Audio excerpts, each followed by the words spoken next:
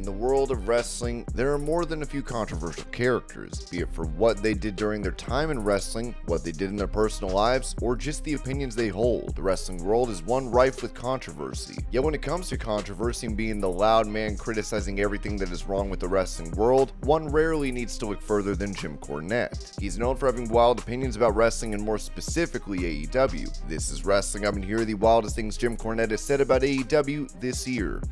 Before we get into the rest of the video, make sure you subscribe to Wrestling Up and turn on all notifications to stay up to date with everything in the world of pro wrestling. Also, don't forget to follow us on Instagram at WrestlingHubOfficial and also follow us on Twitter at Wrestling_Hub.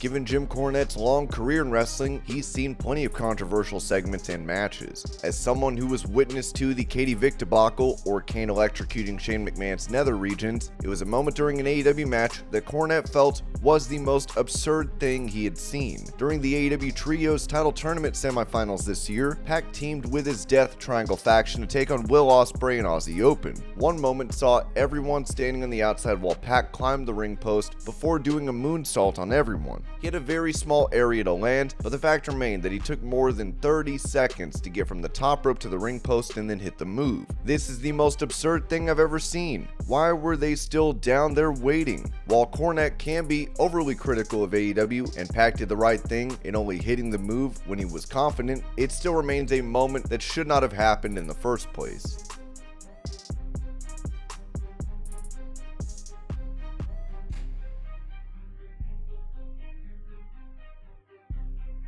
The fact that Cornette hates a lot of what goes on in the hallowed halls of AEW is not a secret. He adores wrestling where these stars are working on simple moves that can't be botched and is a hardcore fan of the wrestling genre in general. So, when he feels that there are too many botches in matches, or what he feels is a mockery of wrestling being made, he's not one to hold on to his temper. A Twitter user posted a 2-minute clip showing a number of poor spots in AEW. The moves were either too high risk with little reward, or punches that clearly didn't land with overselling. Cornette admitted he did get a good laugh out of it, but also said, in all seriousness, this is a disturbing 2 minutes. I'd been in the business for 20 years before I saw this many near disasters in a ring, and these all happened in just one. Here's an idea. Figure out what wrestling is, and most of these moves would have been unnecessary.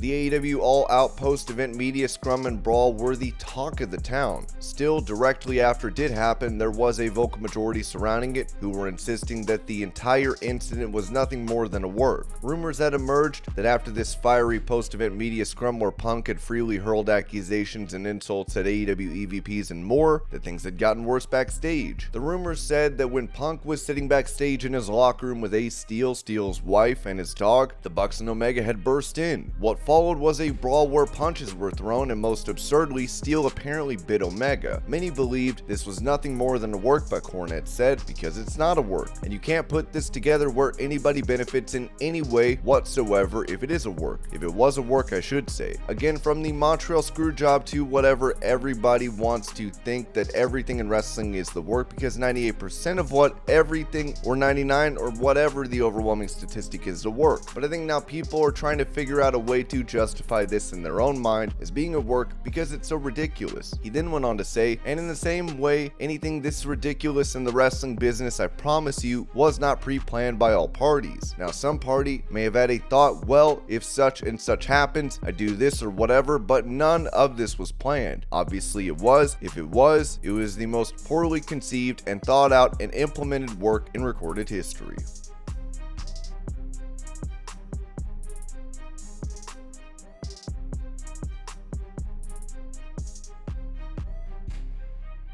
While Cornette was certain that the entire thing was not a work, he insisted the AEW EVPs were hiding key information to keep the heat on CM Punk, saying, "Well, the side that burst into the locker room had at least one talent relations executive, 3 executive vice presidents, and the number 2 in command and the head of legal, and there's still an investigation going on." He then went on to say, "Well, it seems like with all the dignitaries in the company, you'd get the straight story, wouldn't you, from them? Except if all those dignitaries were from the side that caused the whole problem. That's why there's an investigation going on, because there's more to the story than what that group is giving out."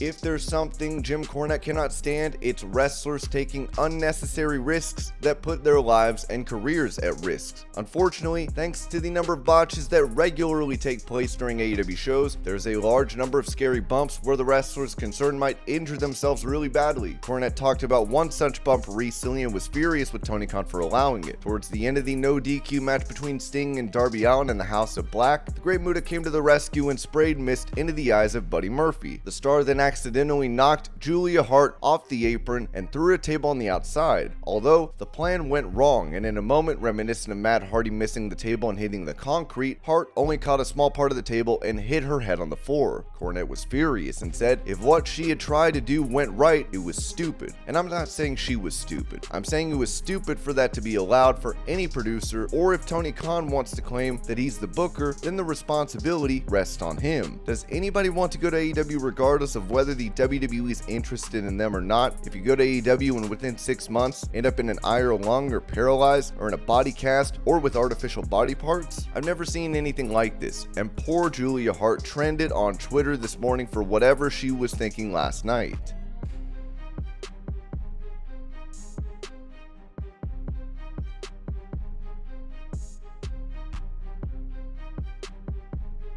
Earlier in the year, Jim Cornette shared his thoughts about the Face of the Revolution ladder match that took place at the AEW pay-per-view Revolution. When he was criticizing the match, he made it a point to note how Orange Cassidy's involvement made it worse for everyone. He said that Cassidy doing fake shin kicks and having the other wrestlers stand still for them with his hands in his pockets was an insult to wrestling and everyone else in the bout. The 3 big guys started off facing off, and Orange Cassidy came in and started doing the fake kicks to shin, and all 3 of those guys were standing there for it. And within a couple of seconds, he had his hands in his pockets, and he was not only throwing drop kicks, but climbing the ladder with his hands in his pockets. That's where I said, you know what? Watching a match with this guy and critiquing it dignifies him as a wrestler. He praised some of the stars in the bout, talking about Powerhouse Hobbs, Keith Lee, Ricky Stark, and Wardlow and Christian Cage. He then said that because Cassidy was involved, they all looked bad. Everybody in this match comes out poor because he's in it. Everybody who wastes their time watching it comes out poor because they wasted their time. You've got potential superstars in this match in Powerhouse Hobbs and Keith Lee and Wardlow and Ricky Starks, and an old veteran. I don't know what he did to deserve this, like Christian Cage, and you're making them look foolish by sticking this guy in this thing.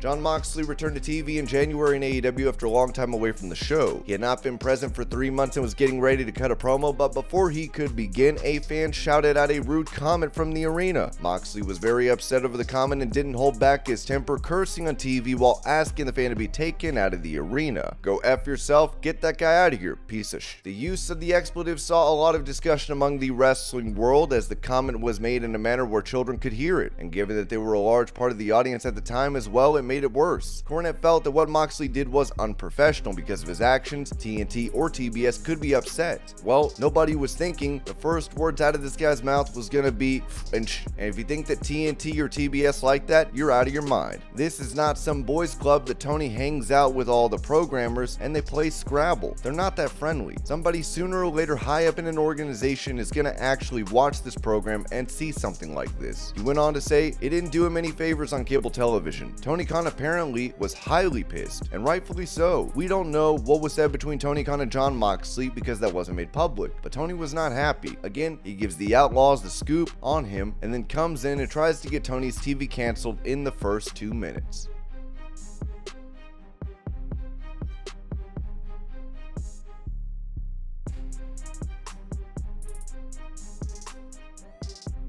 Eddie Kingston and Sammy Guevara had a spat backstage in August after Guevara commented on Kingston's physical stature. This led to a backstage fight between them and Khan suspending Kingston for becoming violent as well. Talking about the incident, Cornette said, "Is this where we've got? I like Eddie Kingston. Sammy apparently is getting too big for his britches with his power couple thing with old time Mello, Jelly, and you know, all of the other things. He's rubbing people the wrong way, and he's already been disciplined a few times for a big mouth, but in this case, they're both wrong." Since then, Sammy has defended Eddie on Twitter, saying the whole thing was over.